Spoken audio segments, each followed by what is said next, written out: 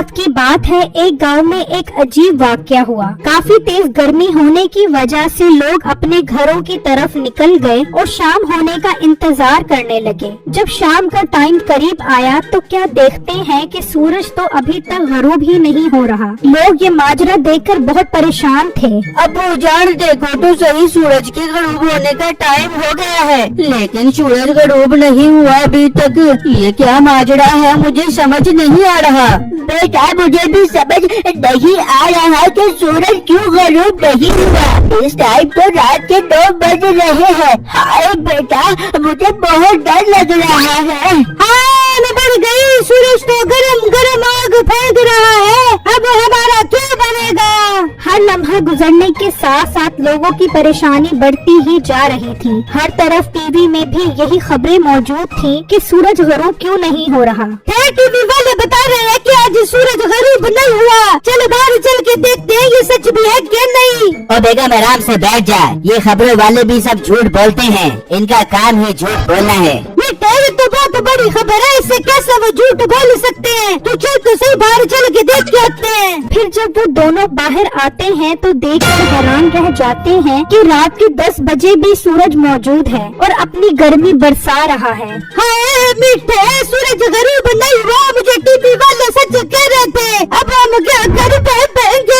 ओ बेगम मैं क्या बताऊँ, सूरज गरूब क्यों नहीं हुआ। मेरी तो आप दिमाग की बत्ती गुल हो गई है कसम से। मीठे जल्दी से अंदर चल, ये ना हो कि सूरज की गर्मी से मेरा सारा गोरा रंग उतर जाए और मुझे काला करके चला जाए। ये कहकर वो दोनों अंदर आ जाते हैं और सोचने लग जाते हैं ये सब हमारे गुनाहों की सजा है जो आज सूरज गरूब नहीं हुआ। ये सब तेरी गंदी जबान की वजह से हुआ है। तेरी गंदी जबान के गुनाहों की सजा मिल रही है मुझे। नहीं, जबान तो सिर्फ मेरी गंदी है, तेरे मुंह से तो जैसे फूल निकलते हैं ना। बेगम आपस में लड़ने का कोई फायदा नहीं है। हम सब गांव वालों को इकट्ठा करते हैं और इस मसले से बचने के लिए सब मिलकर अल्लाह से दुआ करते हैं कि वो हमें इस मुसीबत से निकाल दे। फिर वो सब बिट्टू के घर इकट्ठे हो जाते हैं और अल्लाह से दुआएं मांगने लग जाते हैं कि सूरज गरूब हो जाए और रात का अंधेरा दिन की रोशनी की जगह ले ले, लेकिन कोई भी फर्क नहीं पड़ता। बेटा हमारी दुआएं भी अब तो कोई असर नहीं कर रही। मुझे नहीं लगता कि अब सूरज गरूब होगा।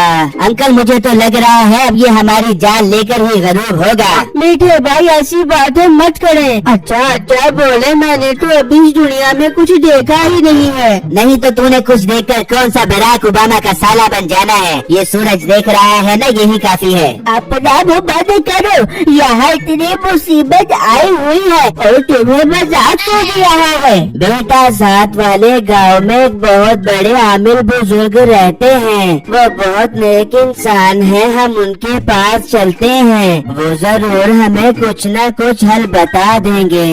ठीक है अंकल, अभी चलते हैं उनके पास।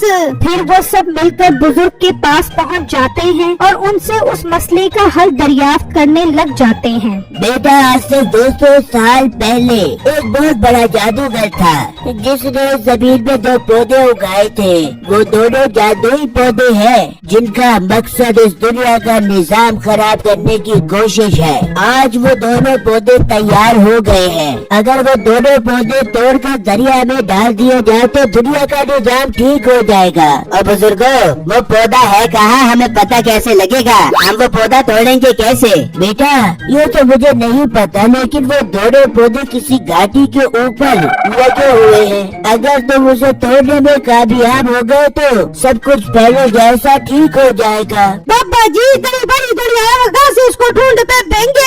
चलते चलते मेरे नाखून के पाँव में छाले पड़ जाएंगे। बस बेटा मैं इतना बता सकता हूँ कि वो पौधे इस गांव के करीब एक जंगल में है। ठीक है हम सब जाएंगे उसे तोड़ने के लिए। नहीं अंकल, उसे तोड़ने के लिए मैं और मीठा भाई जाएंगे और दोनों पौधे ढूंढकर उसे तोड़कर लेकर आएंगे अपने हाथों में। हाँ बिट्टू ये तुमने ठीक कहा है, हम आज ही वो पौधा ढूंढ कर आएंगे। फिर मीठा और बिट्टू दोनों जंगल की तरफ निकल जाते हैं, लेकिन उन्हें कहीं भी वो पौधे नहीं मिलते और आखिर वो थक हार कर एक जगह बैठ जाते हैं। मीठे भाई, मुझे नहीं लगता वो पौधा इस जंगल में है, हमें अब वापस चले जाना चाहिए। हाँ बिट्टू, तुम ठीक कह रहे हो, अब यहाँ से जाना ही बेहतर है। वो अभी जाने की तैयारी कर ही रहे होते हैं कि अचानक बिट्टू को वो दोनों पौधे नजर आ जाते हैं। मीठे भाई, वो देखो दोनों पौधे मिल गए हैं, जरा पड़े पीछे तो देखो। फिर जब मीठा पीछे देखता है तो वहाँ वो दोनों पौधे मौजूद होते हैं। हाँ बिट्टू, तुम ठीक कह रहे हो, ये तो वही पौधे हैं जो उन बुजुर्ग ने बताए थे। चलो एक पौधा तुम तोड़ो और एक मैं तोड़ता हूँ। फिर मीठा और बिट्टू दोनों एक एक पौधे तोड़ लेते हैं। चलो मीठे भाई, अब इन दोनों पौधों को ले जाकर दरिया में डाल देते हैं। हाँ हाँ बिट्टू, चलो। फिर जब वो दरिया पर पहुँचते हैं तो मीठा चुपके से एक पौधा लेकर वहाँ से चला जाता है और जब वो बिट्टू पौधा दरिया में डालता है तो फौरन रात हो जाती है, लेकिन सूरज तो अभी भी गरूब नहीं होता। बिट्टू दाएं बाएं देखता है लेकिन उसे मीठा नजर नहीं आता। ये मीठा भाई कहाँ चला गया है पौधा दरिया में डाले बगैर? फिर वहाँ मीठा पौधा लेकर घर आ जाता है और अपनी बीवी को बताता है। मीठे, ये पौधा क्यों घर लेके आ गया? जाकर इसे दरिया में डाल दे। बिट्टू ने दरिया में डाल दिया तो रात हो गई है। तू भी इसे दरिया में डाल दे तो सूरज गायब हो जाएगा और चांद बाबू निकल आएगा।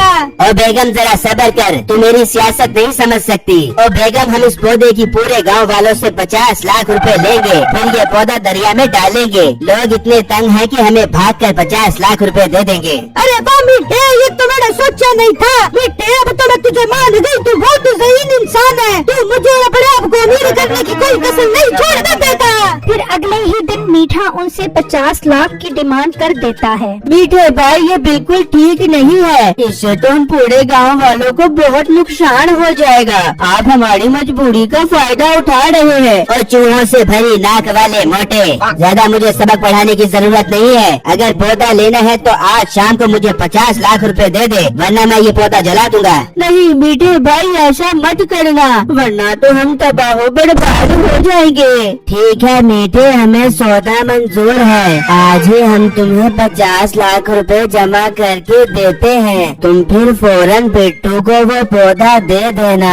जनाबे आली, मोहतबाना गुजारिश है कि जल्द से जल्द मुझे 50 लाख रुपए मेरे घर पर पहुंचा दिए जाएं। अल आरिस, आपका शागिर्द मीठा उर्फ छोटा पहलवान। ये कहकर मीठा और नसीबो वहाँ से चले जाते हैं और वो सब पैसे जमा करने की प्लानिंग करने लग जाते हैं। अंकल, ये हमारी मजबूरी का फायदा उठा रहा है, इस तरह तो ठीक बात नहीं है। हाँ बेटा, बात तो ठीक नहीं है, लेकिन अब हम और कुछ नहीं कर सकते।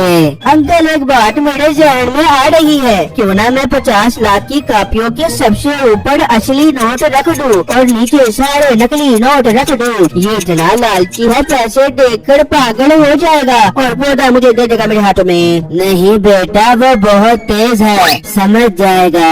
अंकल, लड़ाई करने में कोई हर्ज नहीं है। बिट्टू ऐसा ही करता है और पैसे लेकर मीठे के पास चला जाता है। मीठा पैसे लेकर बहुत खुश हो जाता है और वो पौधा बिट्टू को दे देता है। बिट्टू वो पौधे लेकर चला जाता है और जब मीठा नोट गिनता है तो ऊपर असली नोट होता है और अंदर बाकी सारे नकली नोट होते हैं। और ये तो वो मोटा में लूट के चला गया। और बेगम, चल उसके पीछे, दरिया में डालने से पहले पहले हमने वो पौधा उससे छीनना है। फिर वो दोनों घर से निकलते हैं और जैसे ही वो दरिया पर पहुंचते हैं तो बिट्टू फौरन वो पौधा दरिया में डाल देता है तो फौरन सूरज चला जाता है और चांद निकल आता है। और मोटे, तूने ये मेरे साथ ठीक नहीं किया।